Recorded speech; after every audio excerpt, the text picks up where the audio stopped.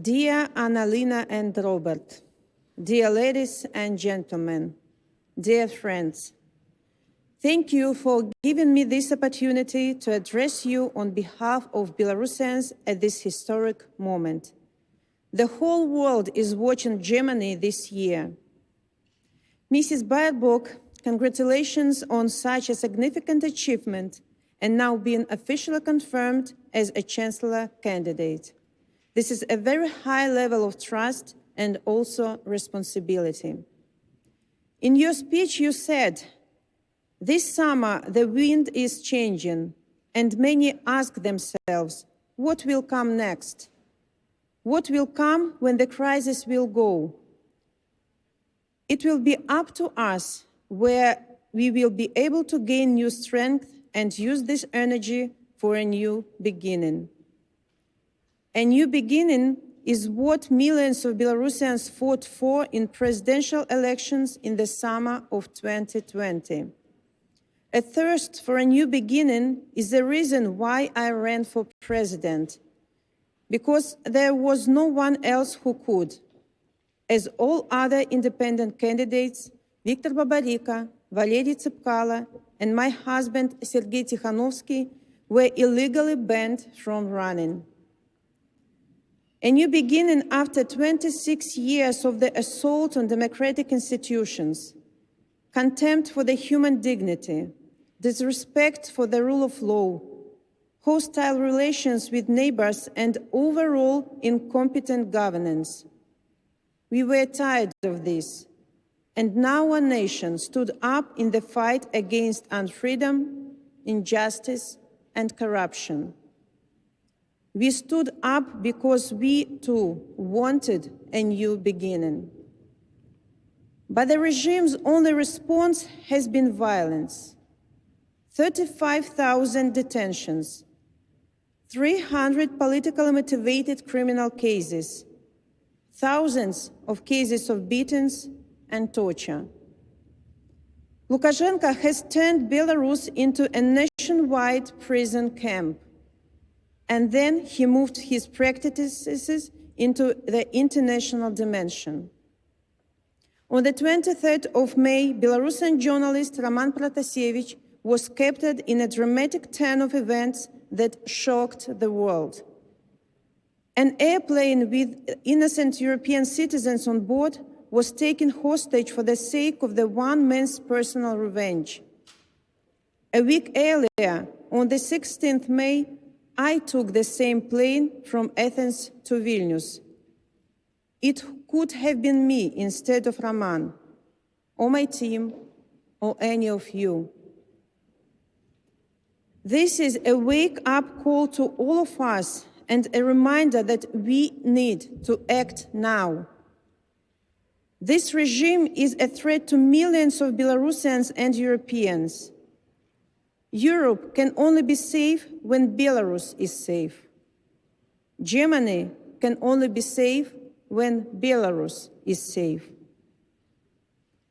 Sometimes people ask me how I feel, whether I'm tired. Yes, I'm tired. Who wouldn't be? But then I imagine what it is like in prison cell in Belarus, being tortured and humiliated. Like Belarusian activist Stepan Latypov, who tried to kill himself by slitting his throat right in the courtroom. Just imagine the pain and suffering he has been through to take this desperate step. Prisoners in jail face sexual abuse, deprivation of medical assistance, works. Cells are overcrowded. Detainees are deprived of sleep. Political prisoners are reportedly labeled by color tags. My husband, Sergei Tikhanovsky, has been in prison for over a year now and is still awaiting a court trial. My 5-year-old daughter still thinks that a prison is some interesting place, something similar to a work trip, although a very long one. And I can't explain what kind of work he does which doesn't let him see his family for so long. Many seem intimidated by the task we are facing, but we are not.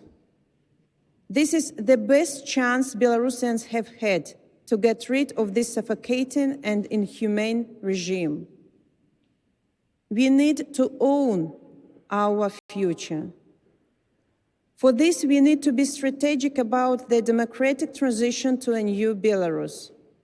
And here we value our international partners. Your empathy, your mediation efforts, your strong voice, your role in the rebuilding of democratic Belarus, and finally, our future partnership. It's a great pleasure for me to be welcomed by Robert and Anna-Lena here. From all my heart, I say thank you. Thank you for your support. Thank you for giving Belarus a voice in Germany. And thank you for your sincere engagement in Eastern Europe and the expertise that the Green Party provides.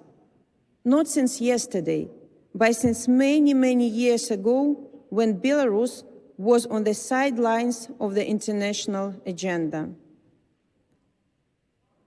German support means a lot to us because it's not just words, it's empathy and actions. As Heinrich Böll once said, "Medicine is the only way to stay relevant." Germany needs to play a key role in the resolving of political crisis in Belarus and paving the way to new elections. Sanctions against sectors such as petrochemical industry, potash, steel, and wood processing is the only leverage to stop repressions, release political prisoners, and conduct new elections. Meanwhile, it's crucial to provide assistance to repressed families, journalists, human rights defenders, all those who suffer from the regime and who are on the forefront of this struggle. To speak and act together on common challenges, we need to convene a high-level conference on the ways to resolve the crisis in Belarus. It would engage many Belarusian and international stakeholders to develop a roadmap to new elections. The Ryanair accident has shown that the international response can be swift, decisive, and effective. We can speak with a unified voice for the sake of the freedom in Belarus, for the sake of European and global citizens' safety, for the sake of all of us. I truly believe that we are on the path to a new chapter in Belarusian history. I'm working on this task every day. We can't let dictators make history, because history and future belong to us who dare a new beginning. Thank you.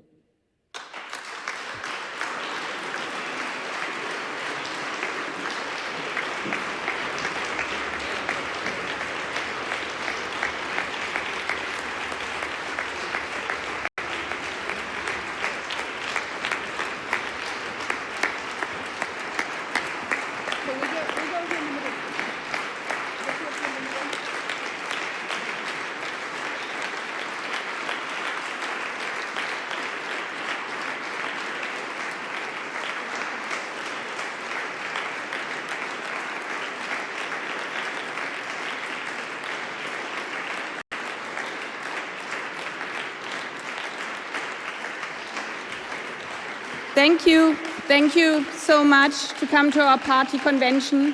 Thank you so much for your fight for freedom. And we stand in solidarity with you, with your husband, with your sisters, and with all people in Belarus. Thank you so much.